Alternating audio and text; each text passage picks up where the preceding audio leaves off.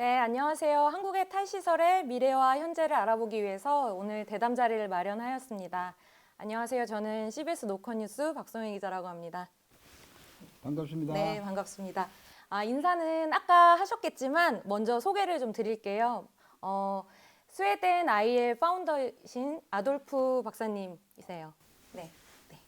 How are you? 안녕하세요. 네, 그리고 저희 왼쪽에 계신 분은 정의당 안녕하세요.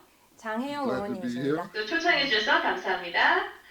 네, 안녕하세요. 21대 국회 한국 국회에서 국회의원으로 활동하고 있는 장혜영이라고 합니다. 네. 마지막으로 박경석 전국 장애인 차별철폐연대 공동 대표님 나오셨습니다. 예, 반갑습니다. 이제 대담을 시작하도록 할 텐데요. 첫 번째 주제는 한국 장애계에서 가장 핫한 이슈 탈시설에 대해서 말씀드리고자 합니다. 한국의 탈시설의 정책 어디까지 와 있는지 한번 설명해 주시겠습니까? 한국의 장애인 탈시설 정책은 중앙정부 차원, 중앙정부 차원에서는 하나도 없어요. 꽝! 지방자치단체에서 일부 좀 진행되고 있습니다. 예.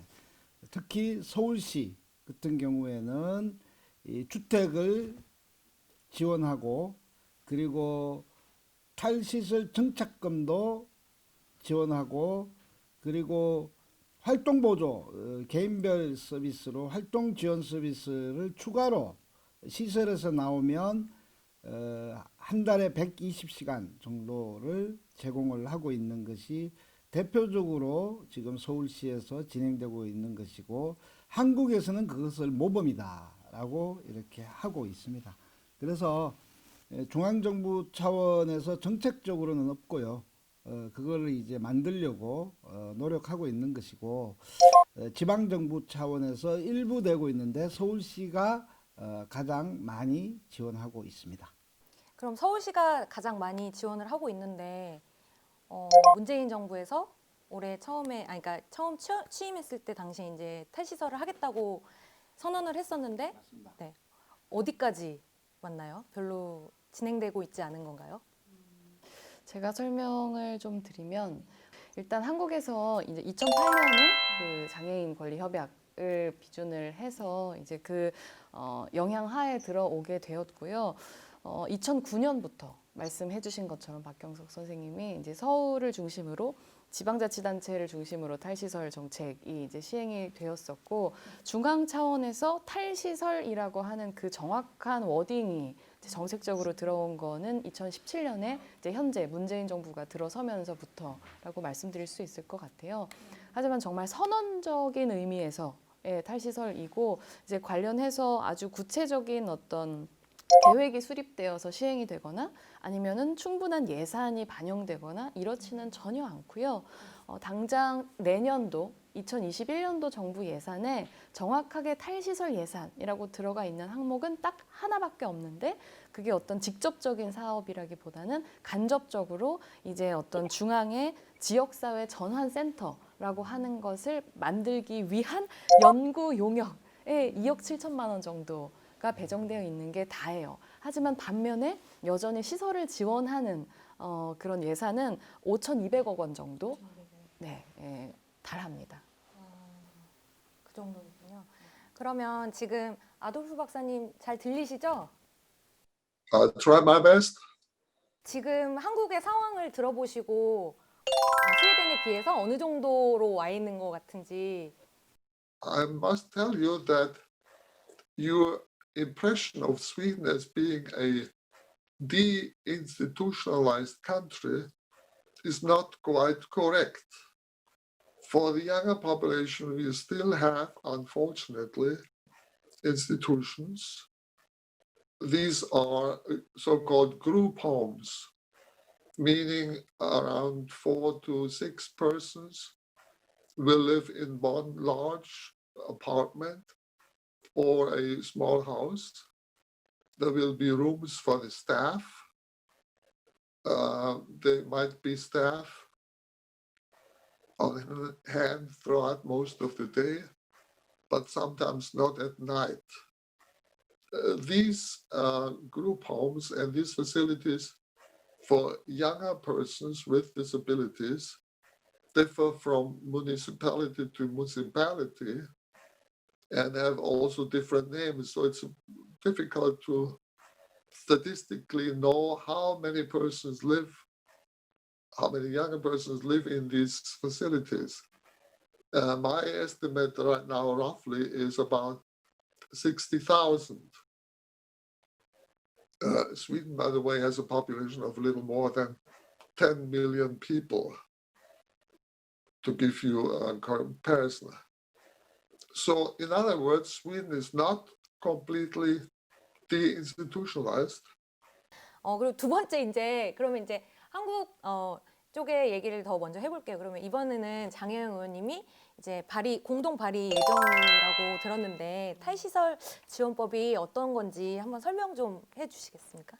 네, 지금 저희 국회에서 준비하고 있는 탈시설 지원법에 대해서 간략하게 설명을 드리자면 크게 세 가지 정도라고 말씀을 드릴 수 있을 것 같아요. 가장 먼저 이 법이 지향하는 어떤 장애인들의 삶은 탈시설을 원칙으로 해야 된다라고 하는 것을 명확하게 밝힙니다. 다른 어떤 지역사회 지원 이렇게 애둘러서 말하는 그런 표현이 아니라 정확하게 시설 밖에서 지역사회에서 살아야 된다. 그리고 장애인들이 자기결정권을 가지고 한 사람의 개인으로서 살아야 된다라고 하는 원칙을 천명하는 부분이 있고요. 그리고 다른 하나는 지금 시설에서 거주하고 있는 장애인들이 지역사회로 나올 수 있도록 이 탈시설 전환 체계라고 하는 것을 법적으로 규정하는 부분이 또 굉장히 중요한 부분이고 그런 이제 계획들을 수립하고 시행하는 데 있어서 중앙정부 그리고 이제 지자체가 담당하고 있는 어떤 의무들에 대해서도 명확하게 규정을 하고 있고요. 그리고 세 번째는 지금 한국의 장애인 복지법상에 있어서 장애인 권익 옹호 기관이라고 하는 주체가 있는데 이제 지금 이 기관이 존재하는 시설들에 있어서 조사를 할 수 있는 권한은 있어요. 인권 침해 같은 일들이 일어날 경우에. 하지만 조사 이후에 그 다음에 후속 조치를 할 수 있는 권리들이 많이 없습니다. 권한들이. 그래서 예를 들면은 사안에 따라서 지급되고 있는 보조금을 중단한다던가 아니면 시설의 설립 허가를 취소한다던가 아니면 정말 심각한 경우에는 폐쇄 명령을 내릴 수 있도록 구체적으로 이 옹호 기관들이 일어나고 있는 인권 침해의 양상에 따라서 이제 실제로 할 수 있는 어떤 행위들을 규정하고 있다. 이게 이 탈시설 지원법의 골자입니다. 사실 이제 의원으로서 또 이제 탈시설 당사자의 가족으로서 지금 함께 살고 있는 가족으로서 제가 만들고 싶은 법은 정확하게 날짜를 규정을 해서 언제까지 우리가 대한민국이라는 나라에서 명시적으로 시설이란 더 이상 존재할 수 없다, 존재하지 않는다라고 하는 데드라인을 만들고 싶지만 아쉽게도 이번 법에서는 이제 그런 부분까지 반영되기는 약간 어려울 것 같고 지금 말씀드린 세 가지 포인트에 주안점을 둬서 법안이 마련되고 있다는 말씀 드릴 수 있을 것 같아요. 박경석 대표님은 이 법안에 대해서 어떻게 생각하고 계세요? 좋게 생각하고 있죠. 역사적인 시도다라고 생각을 합니다. 한국에서 장애인 인권 운동의 좀 버전업이 됐다라고 저는 생각합니다. 그런데 그것이 원하는 대로 제정이 될지 안 될지는 또 이제 이 국회 상황과 재정 상황과 정부의 태도와 그리고 거주시설 협회가 있거든요. 또 이들의 태도, 또 부모님들의 태도, 이런 굉장히 많은 어려움이 예상이 되는데 그럼에도 불구하고 이제 시작했다라는 데에서 매우 의미가 있다라고 저는 생각을 합니다. 우리 의원님께서 이제 진행하고 있는 이런 흐름들이 있어서 한국에서 매우 이제 좀 부닥치기도 하고 왔다 갔다 할 수 있는 이런 상황에 있습니다. 물론 활동 지원이 있으면은 가능하다고 저희는 생각을 하지만 그쪽에서는 그렇게 말씀을 하시더라고요. 정책이 완전히 나오지 않고 대안이 없는데 무조건 장애인들을 시설 밖으로 내보내는 게 말이 되느냐 그렇게 주장을 하더라고요. 그래서 이 부분에 대해서는 박 대표님 의견을 좀 먼저 들어보고 싶습니다. 준비가 안 돼 있는데 시설에서 나오게 하는 것들은 잘못됐다라는 게 그 부모님들의 반발이에요. 그런데 어제 이야기한 거는 자 이제부터 준비해보자. 그리고 10년 동안 준비해보자. 그래서 가능한 사람은 나오게 해보자. 그래서 그 가능한 사람들을 먼저 나오게 하는데 시설에서 인권 침해 당한 사람들 이런 사람들을 긴급하게 빼내자. 이게 핵심이었는데 거기 온 사람 부모들은 그것도 안 된다. 죽어도 안 된다. 이러면서 이제 우리가 탈시설을 주장하는 것들에 대해서는 매우 폭력적이다라는 이야기를 하신 거예요. 그래서 그 부모님들이 가지고 있는 걱정이 뭔지는 알겠는데 이미 한국 사회는 이런 탈시설이 일부 준비되어 있어서 나올 수 있는 사람은 지금부터 나와서 10년 동안 나오게 해서 장애인 거주시설을 완전하게 폐쇄하자라는 게 어제 저희가 한국에서 주장한 겁니다. I understand the parents completely because they have all reasons to be concerned. They are not familiar with the alternatives to institutions. They have not seen, they have not been able to watch other persons with intellectual disabilities living in the community. All they know are institutions, and you confront them now with an unknown alternative to them.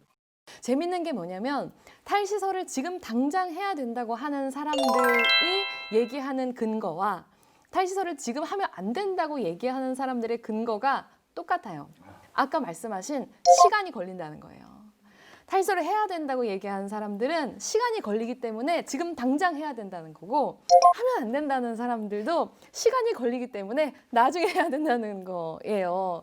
근데 그래서 이제 탈시설 지원법에서 명확하게 원칙을 가져야 된다고 이제 제가 중요하다고 생각하는 이유가 바로 그건데 해야 한다고 정해야 그 다음에 준비 과정에 가는 것이지 준비가 된 다음에 하겠다라고 하는 건 그냥 끝이 없는 거죠. 기약이 없는 거죠. 그냥 말로만 남는 것이기 때문에 이 원칙을 정하는 것이 중요하다라는 거를 많은 가족분들한테 이제 납득을 시켜드리려고 노력하고 있고요. 사실 저만 하더라도 저는 개인적으로 이 탈시설의 가치에 대해서 이제 옆에 계신 박경석 선생님과 이제 많은 장애 인권 운동을 하시는 분들을 통해서 느낄 수가 있었지만 저희 부모님 같은 경우에는 또 어떤 한국적인 그런 가부장제의 맥락도 있다고 생각해요.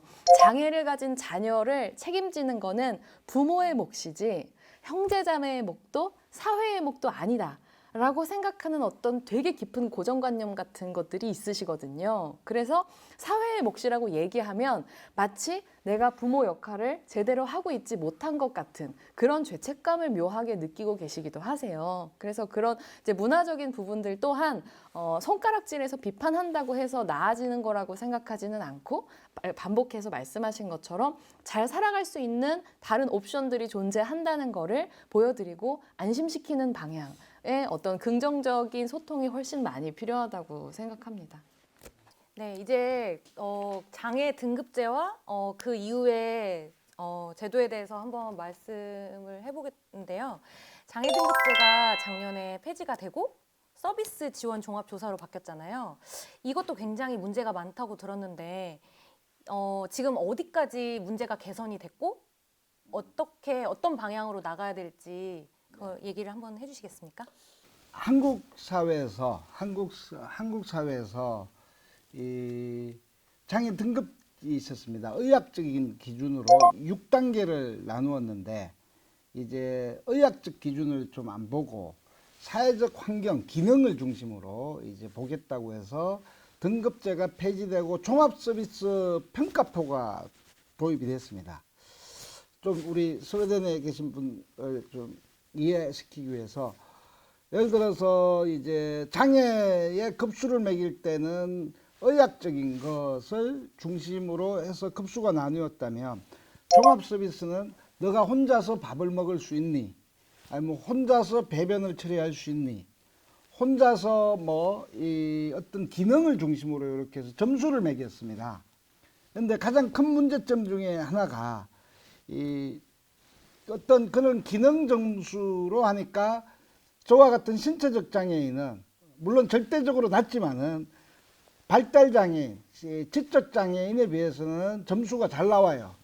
그래서 하루에 활동 지원 시간도 많이 받을 수 있어요.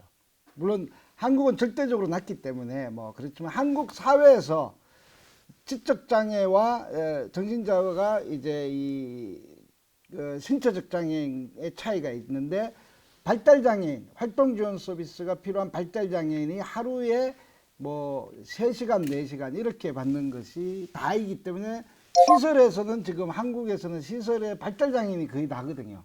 나오질 못하죠. 하루 3시간 가지고 어떻게 나옵니까? 그래서 이 문제가 있는데 이것을 종합 서비스 내에 발달 장애인의 특성이 제대로 반영이 안 됐다라는 비판이 있습니다.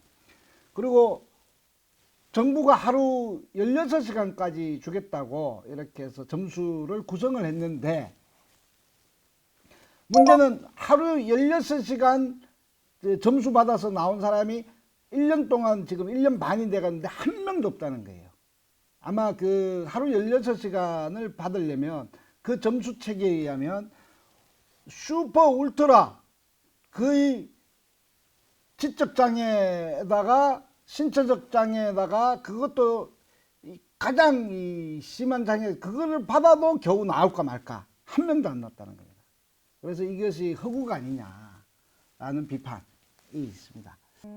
그러면 의원님한테 질문 하나 할게요. 그러면 이 제도, 이 서비스 지원 종합 조사로 바뀌고 나서 그 혜정님은 어떻게 그 활보 시간이라든지 이런 게 줄어들었나요? 받았죠. 받았죠. 네, 종합 이제 조사에서. 갱신 조사를 또 하잖아요. 네. 그러니까 한국에서 활동 지원 서비스를 받기 위해서 넘어야 될 산이 굉장히 많은데요. 일단은 장애 등급이 있어야 되죠. 의료적인 등록이 기준을 돼야 통해서 돼요. 등록 장애인이 되어야 하고요. 그 다음에는 이 활동 지원 서비스의 수급 대상이 되어야 되죠. 근데 이거는 예전에는 그 6등급으로 나눴을 때는 가장 상위 두 클래스, 가장 장애가 심한 등급에 있는 장애인들만 대상이었는데 이거는 제도가 바뀌면서 없어졌어요. 모두가 다 받을 수 있게 됐죠. 근데 대신에 어떤 장애 당사자가 얼만큼 몇 시간의 서비스를 받을 거냐가 아까 말씀해 주신 서비스 종합 조사표를 통해서 마련이 되는데 제 동생은 이제 지적 장애랑 지적 장애랑 자폐성 장애가 둘 다 상당히 중증으로 있기 때문에 24시간이 사실은 필요한 상황이죠. 근데 그 이전에는 94시간을 받았다가 조금 늘어났어요. 120시간. 월 120시간. 그러니까 하루 3시간 꼴인 거죠. 네. 3시간 가지고 어떻게 나머지는? 나머지는 다 사비로 내는 거죠. 네. 그래서 제가 국회의원 월급을 거기다 다 쓰고 있어요. 그래서 이런 본질적인 문제가 해결되지 않는 가장 큰 원인은 예산이라고 생각합니다. 이런 문제가 발생되는 배경에 있어서 사실 대한민국 정부가 알아서 자발적으로 탈시설 정책으로 방향을 전환한 것이 아니라 시민사회에서의 투쟁을 통해서 이런 탈시설이라고 하는 정책을 받아들인 것에 가깝습니다. 근데 받아들이는 것이 거의 이름만 가지고 왔지 이 이름을 뒷받침할 예산 같은 것들을 가져오지 않았어요. 그러니까 이런 장애 등급제라고 하는 시스템의 핵심에는 저는 최소주의, 예산 최소주의가 존재한다고 생각해요. 가장 적은 돈을 써서 장애 당사자들이 가장 적게 불평하게 만들고 싶은 거죠. 그리고 그걸 위해서 가장 효율적인 시스템은 등급을 매기는 거잖아요. 그래서 너는 5급이니까 안 돼. 쟤는 1급이니까 돼. 그러면은 장애가 더 심하던가 이런 방식으로 마치 당신의 장애가 덜 심하기 때문에 지원하지 않겠다라고 하는 말도 안 되는 논리로 서비스를 최소화할 수 있는 것이죠. 그래서 탈시설 정책 그리고 장애 등급제를 없애겠다고 하는 것의 전제는 욕구에 기반한 충분한 예산을 지원하겠다라고 하는 어떤 완전히 다른 패러다임 전환이 필요한 건데 네, 예산에 있어서의 전환은 없이 그냥 등급제, 등급 매기는 것만 없애겠다라고 얘기하고 똑같은 예산 혹은 별로 달라지지 않은 예산을 가지고 이런 활동 지원이라든가 정책들을 시행하기 때문에 사실상 그런 뭐라고 얘기하면 좋을까요? 가격표만 달라졌지 그걸 누가 받는지에 있어서는 큰 차이가 없게 된 그런 상황이라고 얘기할 수 있을 것 같아요. 제가 느끼는 거는 이 예산 문제와 관련하면 OECD 평균을 치면 스웨덴이나 이쪽에 유럽은 굉장히 높아요. 굉장히 높고 OECD 평균을 가지고 장애인 복지 지출 예산은 OECD 국가 내 한국은 저 밑바닥에 있는데 그런데 이게 예산이 많으면 좋다라는 것들을 이야기하면 뭐 너것들이 다 가져가냐 뭐 이런 이야기도 할 수 있잖아요. 그런데 한국은 OECD 경제에서 경제 성장이 경제 능력이 11위라는 겁니다. OECD의 11위인데 장애인에 대한 예산 지출은 OECD 저기 30몇 국의 밑에 한 국가 딱 두고 있어요. 그러니까 이거는 예산을 그래서 없는데 많이 선진국처럼 다 내놓으라 이런 게 아니라 자기 경제력에 맞는 정도의 조금이라도 따라가자 이런 주장이거든요. 돈은 있는데 안 쓴다는 거예요. 돈이 없는데 안 쓰는 게 아니라 이게 다른데 뭐 더 많이 쓸 것이 많겠죠. 그런데 이 돈이라는 게 많으면 많을수록 좋은데 그래서 더 많이 달라는 게 아니라 적어도 대한민국이 가지고 있는 이 정도의 양심적인 수준은 쓰라 라는 게 지금의 3배를 더 써야 된다라는 겁니다. 한국 상황은. 네. 의원님이 이제 네. 마무리를 하셔야 됩니다. 알겠습니다. 오늘 이렇게 대화를 나눌 수 있게 된 점에 대해서 정말 다시 한번 매우 반갑고 또 기쁘고 그런 말씀 먼저 드리고 싶고요. 아까 말씀해 주신 것처럼 그러니까 사람들은 그렇게 착각하는 경향이 있는 것 같아요. 탈시설은 장애인 문제다. 내지는 장애인 가족들 문제다라고 얘기하지만 우리는 시민 일반의 문제를 다루고 있다는 것을 잊으면 안 된다. 그리고 그런 관점에서 이야기하지 않으면 안 된다고 생각해요. 그래서 결국은 통합적인 관점에서 예산도 정책도 혹은 철학도 이야기되어야 한다는 점에 대해서 저 또한 여기서 굉장히 중요하게 공감하고 있고요. 저희가 지금 시설에서 통계에 잡히는 장애 당사자들의 수가 약 3만 명 정도가 됩니다. 그게 장애인 거주 시설이고요. 또 이제 정신장애인은 달라요. 정신장애인은 다른 카테고리이고 2배입니다. 6만여 명 정도가 살고 있어요. 사실 굉장히 많은 분들이 아직 시설 안에서의 생활을 하고 계신데 사람들은 그 3만 명, 6만 명이 다 똑같은 방식으로 탈시설할 거라고 생각해요. 하지만 우리는 알고 있죠. 그렇지 않다는 거를.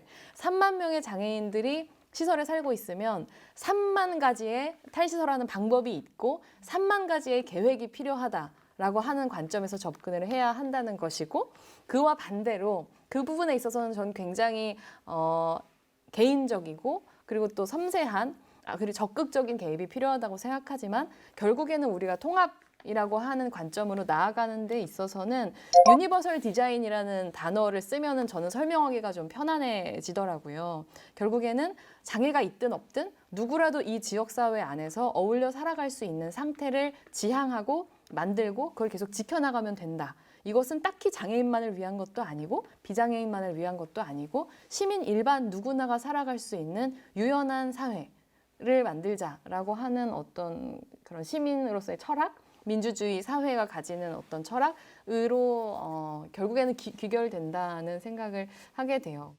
Maybe you haven't seen me yet. If I move back here, you can see my there. 아주 익숙한. 처음이죠. 그러게요. 전장현에 심의하러 오시면 됩니다.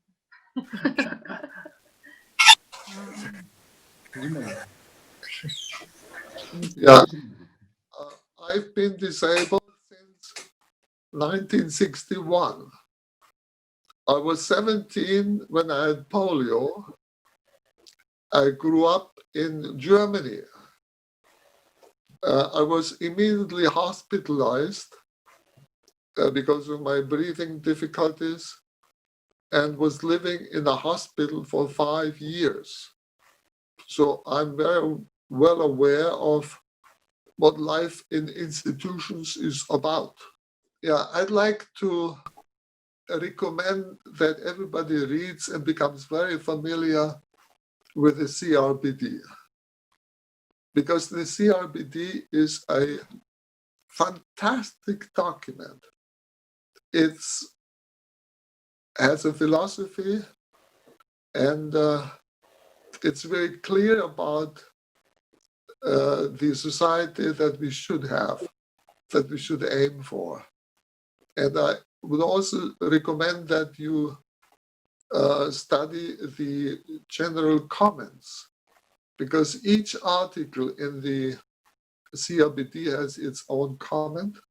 For example, Article 19, living independently and being included in the community, is more elaborated and has its definitions in the general comment number 5.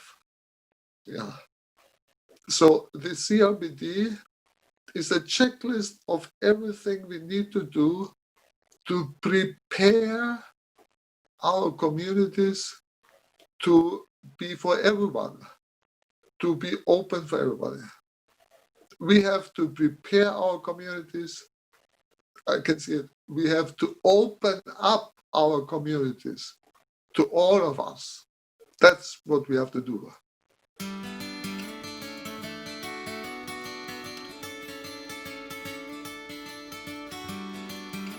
오늘 이렇게 긴 시간 동안 함께 해주셔서 감사하고요. 이거는 이제 끝나고 이제 스태프분들이 되게 많이 고생을 하셨고 여기 참여해주신 분들도 고생하셨는데 네, 통역해주신 분들도 감사하고 저희 나가시기 전에 박사님 저희 사진 한 번만 찍을 수 있을까요?